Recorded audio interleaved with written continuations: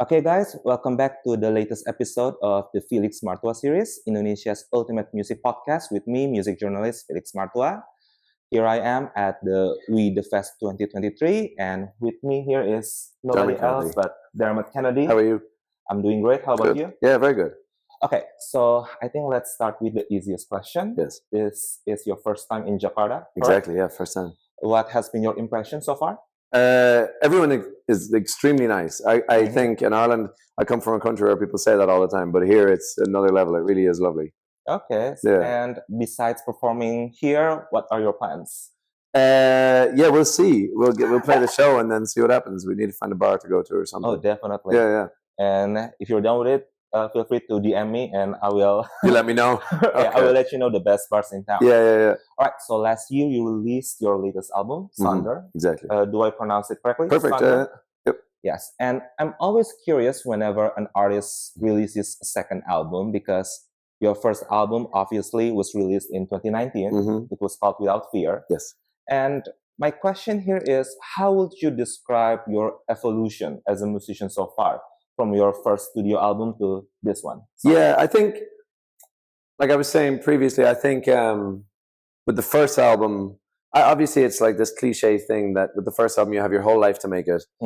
And so it's so easy to show what you're trying to say, and it's so easy to tell that story, because it just happens naturally. And then second album, you have to try and make it while you're kind of on tour, and it's so busy and stuff. And so you have to work really hard to find that emotion again, and find something that means that much to you. And so with that one, I think that's the challenge. And so, but for me, I think the main difference was I felt more confident as a musician and as a person even. I think like I felt more established in the music industry. And so that like if you're in the studio and someone says, I like this and I like this, and you're like, well, no, like this is my song and I like it this way, and so we'll make sure let's do it that way. And so I felt more confident in that sense. And to be honest, I just felt a bit more open. I think sometimes people complain these days about how quick music moves and how there's like so many thousand songs released every single day. But like on the upside, it's like, okay, cool. But it also means that like every song, you don't live and die by every song, So like you should just try stuff. And if a certain song works, then great. And if it doesn't, then that's okay. You do it again. And so for me, I was more open to that. I think I was less tense creatively, if that makes sense. And well, first of all, I really like Sonder. I really like it. But one thing that I do notice is that compared to Without Fear, it seems that this particular album is a bit poppier. Definitely, I think so. Yeah. Is that like on purpose or?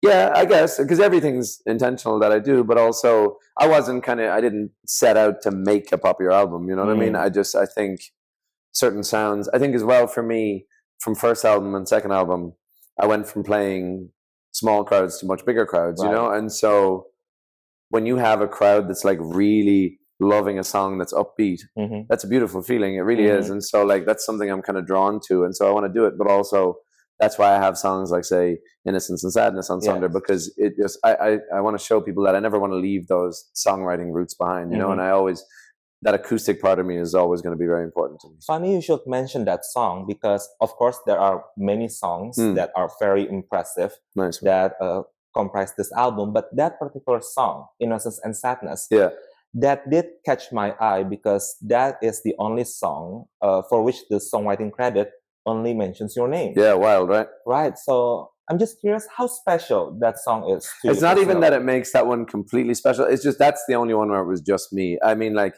see, the person that I made most of album 1 and album 2 with is Scott Harris, who's just someone who knows me. I trust him completely. Yeah, it's just a lovely producer. Yeah, and it's just another lovely kind of perspective to have in the room. And for me, someone where lyrics are so important, he really understands how to like talk to me about that because I get so sensitive about it. And so I need somebody who knows me and understands what I'm trying to say. But that one just kind of happened naturally. I think I needed that song, because like you said, if it's a popular album, if someone doesn't like that, I still want them to hang on to that song and know that at some point I'll do a whole album like that. You know what I mean? I think these days it's funny, like people kind of say, oh, I don't like this, and so I don't like them. Or I used to like this. It's like, well, this is a full career, you know what I mean? Like this could be 10, 20 years. So it's just like, I'm going to do everything.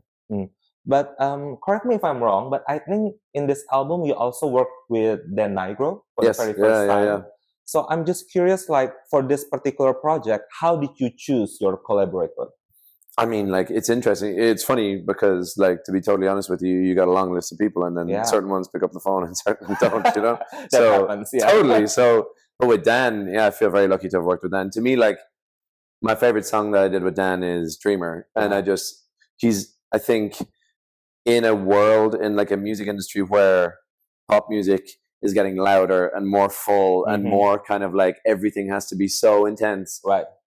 I think that song is a lovely example of his touch, and it can be quite delicate and considered and stuff. I thought that was nice. Now, after that album was released, I don't know about you, but people around me said that, okay, so basically Dermot Kennedy is like the darker version of Ed Sheeran. What did you say about that?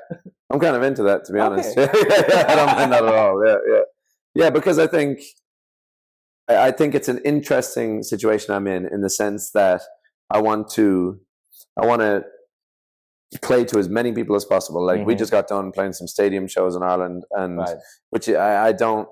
There's no part of me kind of thinks like, oh, I wish this room was smaller. I wish this was like a smaller career. I do want it to be huge, but also I just want to make the music that feels good to me. I think like I've got a song like Glory, which is truthfully quite a dark song to me.